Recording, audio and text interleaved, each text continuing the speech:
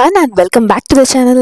நான் நிறைய பேர் சொல்லி கேட்டிருக்கேன், ஏன் நான் கூட அந்த சுச்சுவேஷனில் இருந்திருக்கேன். லைக் வீட்டு வேலை நிறையா இருக்குது, ஒர்க் நிறையா இருக்குது, அதனால என்னால் பார்த்துக்க முடியல, என்னால் எனக்கான டைமை ஒதுக்கிறதுக்கு எனக்கு டைமே கிடைக்க மாட்டேங்குது அப்படின்னு நம்ம நிறையாவே சொல்லியிருக்கோம். நான் சொல்லியிருக்கேன் நிறையா வாட்டி. பட் நான் இப்போ சொல்ல போகிற விஷயத்த கவனமாக கேளுங்க.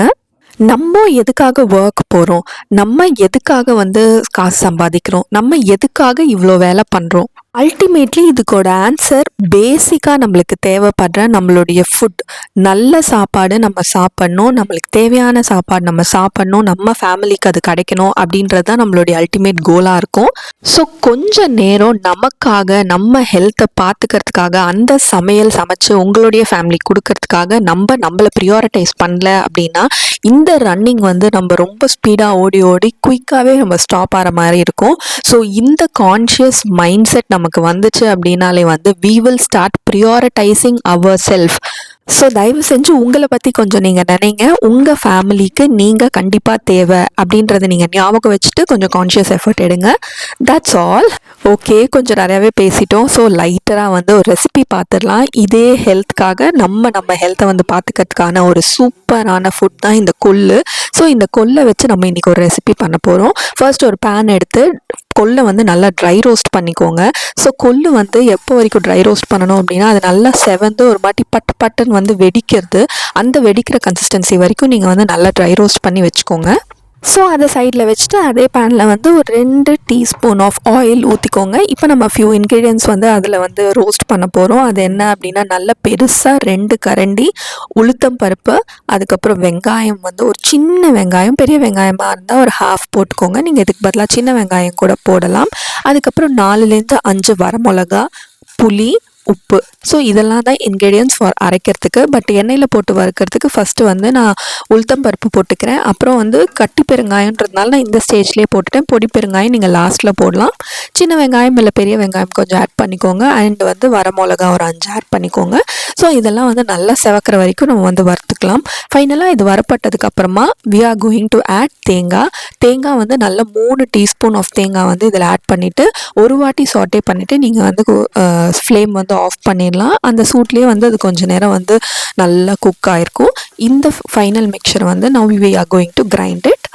ஸோ கிரைண்ட் பண்ணும்போது ஃபர்ஸ்ட் நம்ம வரமிளகா தான் போடணும். ஸோ அப்போ தான் அது நல்லா மசியும். ஸோ வரமிளகாவும் கொள்ளு நம்ம ஃப்ரை பண்ணி ரோஸ்ட் பண்ணி வச்ச கொள்ளும் போட்டுட்டு இது ரெண்டுத்தையும் ஃபர்ஸ்ட் நீங்கள் பவுடர் பண்ணிக்கோங்க.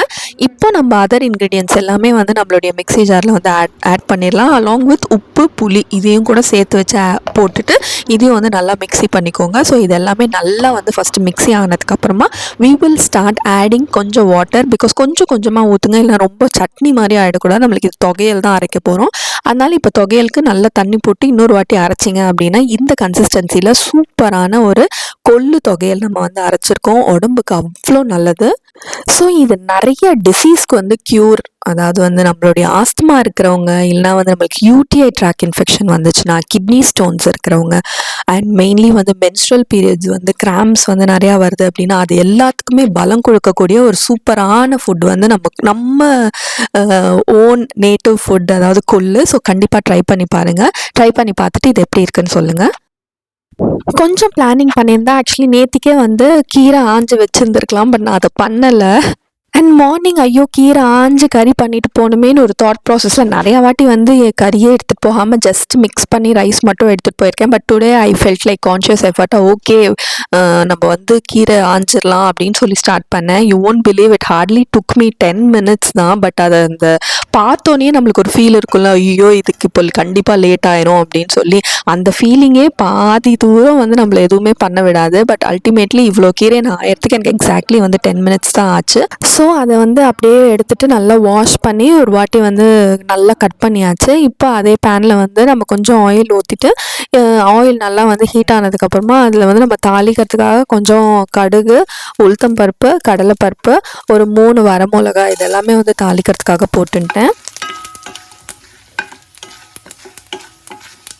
இப்போ நம்ம ஒரு வெங்காயம் நல்லா பொடியாக கட் பண்ணி அதையும் ஆட் பண்ணி நல்லா சாட்டே பண்ணிக்கலாம் இந்த ஆயிலில். இப்போது நல்லா வதங்கினதுக்கப்புறமா நம்ம கட் பண்ணி வச்ச கீரையை வந்து ஆட் பண்ணிக்கலாம். இன்றைக்கி நான் யூஸ் பண்ணுற கீரை வந்து அரைக்கீரை. ஸோ இது வந்து கோல்டுக்கு சளிக்கு அப்படிலாம் ரெகுலராக நீங்கள் குழந்தைக்கு கூட கொடுங்க. ஸோ கோல்டு சளிலாம் வராமல் இருக்கும். அதுக்காக தான் அரைக்கீரை சாப்பிட்றோம். ஸோ அரைக்கீரையும் வந்து நல்லா வந்து அதில் போட்டு நல்லா மிக்ஸ் பண்ணி விட்டுக்கோங்க. இப்போ இதில் கொஞ்சமாக வந்து நம்ம தண்ணி தெளித்து விட்டுப்போம். ஸோ தண்ணி தெளிக்கிறதுனால லைட்டாக தெளித்தா போதும், ரொம்பலாம் வேணாம். ஸோ லைட்டாக தெளிக்கிறதுனால அது நல்லாவே வந்து சுண்டி வரும். அதுக்காக தான். ஸோ ஒரு வாட்டி லைட்டாக தெளித்து விட்டு நம்ம அப்படியே விட்டுட்டோம் அப்படின்னா கொஞ்சம் நேரத்தில் வந்து அது அதோட குவான்டிட்டி வந்து அப்படியே சின்னதாகி நல்லா சுருங்கி போய் நல்லா குக் ஆகிருக்கும். ஸோ அந்த குக்கான கன்சிஸ்டன்சி வரைக்கும் நம்ம அப்படியே கொஞ்சம் சிம்மில் விட்டுடலாம். அண்ட் அதுக்கப்புறமா ஃபைனல் ஸ்டேஜில் வந்து இதுக்கு தேவையான உப்பு வந்து போடணும். எப்போ அப்படின்னா வந்து ஆஃப்டர் நல்லா குக் ஆனதுக்கப்புறம் தான், இல்லைனா வந்து நம்மளுக்கு குவான்டிட்டி சரியாக தெரியாது, உப்பாகிடும் கீரை. ஸோ நல்லா குக் ஆனதுக்கப்புறம் ஃபைனலி கொஞ்சம் உப்பு ஆட் பண்ணி சாட்டே பண்ணிக்கோங்க. And after that finally before நீங்கள் வந்து ஃப்ளேம் ஆஃப் பண்ணுறதுக்கு முன்னாடி நல்லா ஒரு 2 டீஸ்பூன் தேங்காய் போட்டு நீங்கள் வந்து இறக்குனீங்க அப்படின்னா ஒரு சுவையான அரைக்கீரை கறி வந்து ரெடி ஆயிடுச்சு. இது ரொம்ப டேஸ்ட்டாக இருந்துச்சுங்க, சூப்பராக இருந்துச்சு. அண்ட் லஞ்ச் பாக்ஸ்க்கு வந்து பர்ஃபெக்டான ரெசிபி. இது சொன்னதோடைய என்னுடைய லஞ்ச் பாக்ஸும் வந்து நான் பேக் பண்ணிட்டேன். இன்னும் கொள்ளு தொகையல் சாதம், அதுக்கப்புறம் வந்து அரைக்கீரை கறி. Wow, super healthy combination. I just enjoyed it. இது முடிச்சதுக்கப்புறம் ஃபாஸ்ட்டாக போய் ரெடி ஆகிட்டு வந்து அதுக்கப்புறம் வந்து என்னுடைய பப்பாயா, நான் பார்த்தீங்கல்ல பப்பாயா ஜூஸ் போட்டிருந்தேன். எதுக்காக பப்பாயா ஜூஸ் போட்டேன்னு வந்து சொல்லிடுறேன். ஆக்சுவலி ராவாகவே சாப்பிட்லாம்.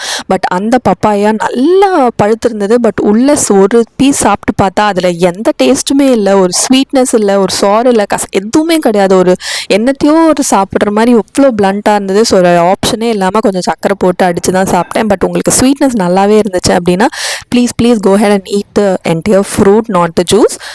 நான் யூஸ்வலாக கிளம்புற டைமை விட 20 minutes லேட் ஆயிடுச்சு because I choose to eat healthy. But that is really okay. நீங்கள் ஃபர்ஸ்ட் அந்த இனிஷியேட் பண்ணும்போது everything will fall in place.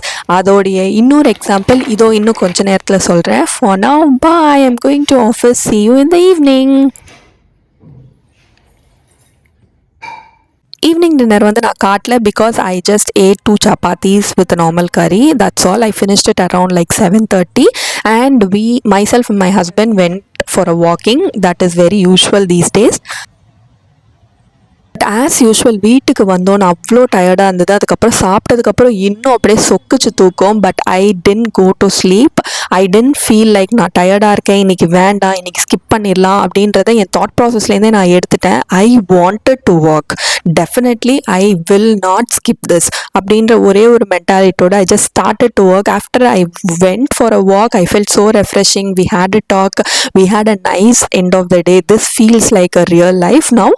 நீங்களும் கண்டிப்பாக ட்ரை பண்ணுங்கள். when you start prioritizing your health, everything will fall in place. இதை நீங்கள் வந்து கண்டிப்பாக நம்புங்க. இந்த வீடியோ உங்களுக்கு பிடிச்சிருந்துச்சு அப்படின்னா like, share and subscribe. Bye.